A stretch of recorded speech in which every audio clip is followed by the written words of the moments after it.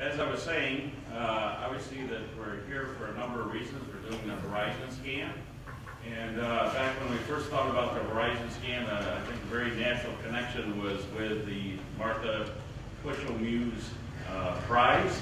That's also funded and supported by the Tinker Foundation. Don't hear anything.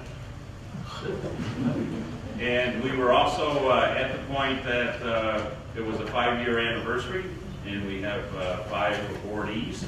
And even in the original construct for the prize, there was a plan to, on some regular basis, bring together the community of Muse Fellows as it grew over time.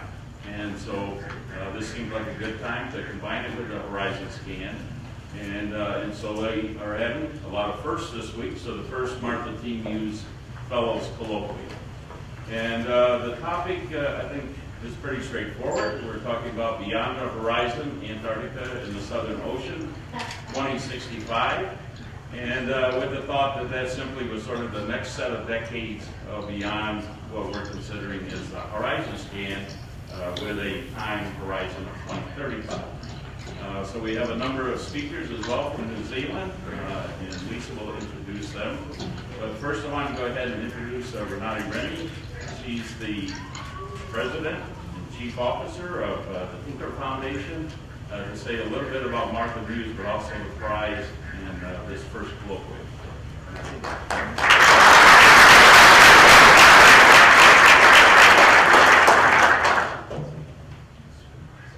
Thank you. I think I can project too. My voice is pretty strong. Good afternoon. It is a great pleasure to be able to join you today for the first Martha T. Muse Fellows Colloquium. As many of you already know, Martha Muse passed away recently after a brief illness.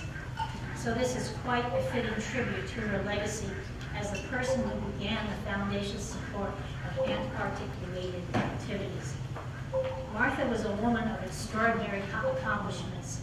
She was a daughter of Texas, but she moved to New York City in her teens and lived there for the rest of her life.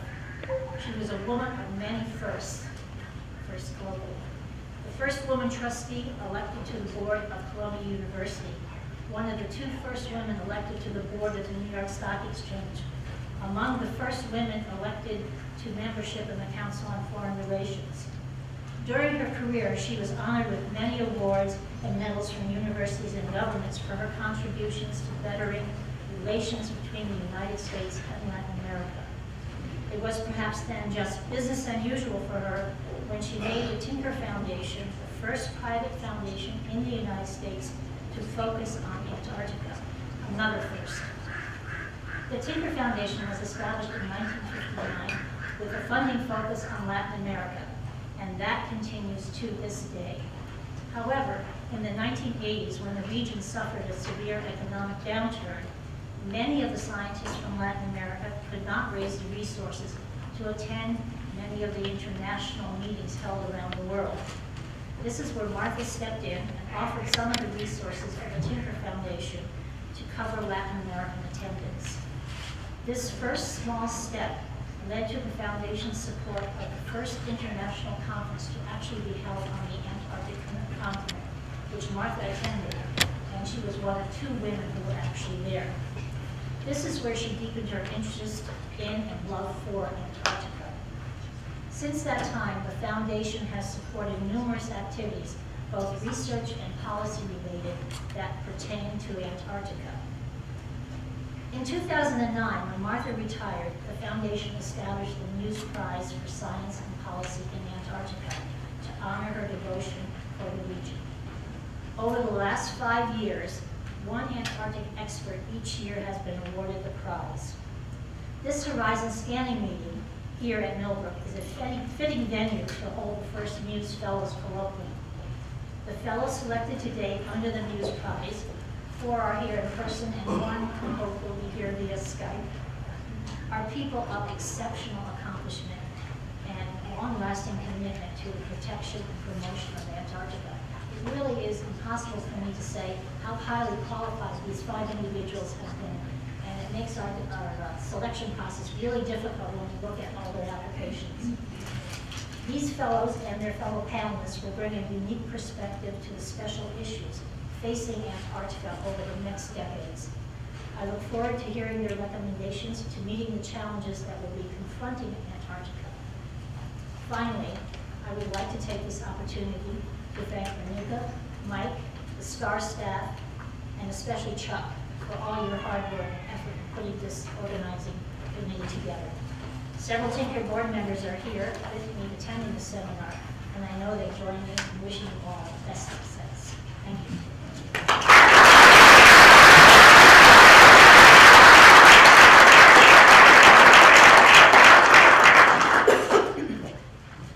And I would like to reiterate, because I can't remember what I actually did say at the beginning with various interruptions, but both the Horizon Scan and this colloquium would not have happened without the support of the Tinker Foundation. And I think it shows great vision by Renata yourself, but also her board. We're looking for those projects that really have impact. And I think all of us agree that these particular activities will have great impact as we go forward. So who's going to help us today, particularly to keep our speakers in line, is very proud we got Lisa Owens with us. She's from TV3 here in New Zealand. And it's an anchor, I believe, on the show The Nation. And I looked up to say something nice about her. They said she was the best reporter in New Zealand. So I think we have the best. And I hope Lisa can control our panelists.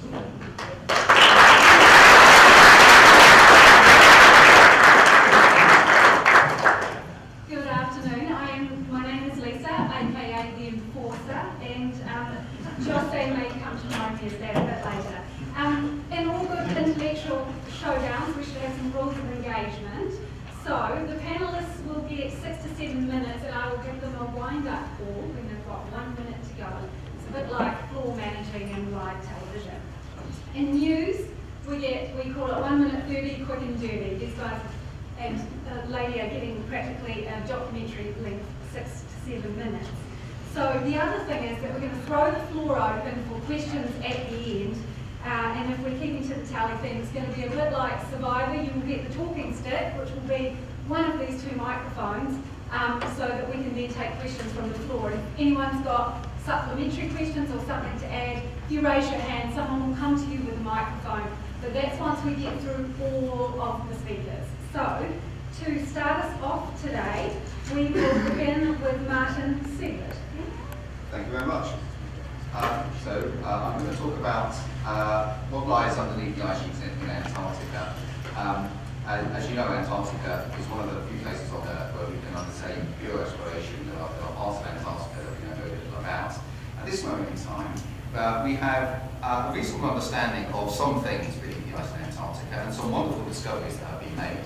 So we know about mountain ranges underneath the ice. We know about the nearly 400 subglacial lakes that exist underneath the ice. We know that some parts of the ice sheet is resting on a bed which is several kilometres below the level of the sea and is potentially vulnerable to change. So we have a decent appreciation of many things, yet still our knowledge of subglacial Antarctica, what's underneath the ice, is woefully incomplete. We don't have good knowledge. We don't have very good knowledge of subglacial topography.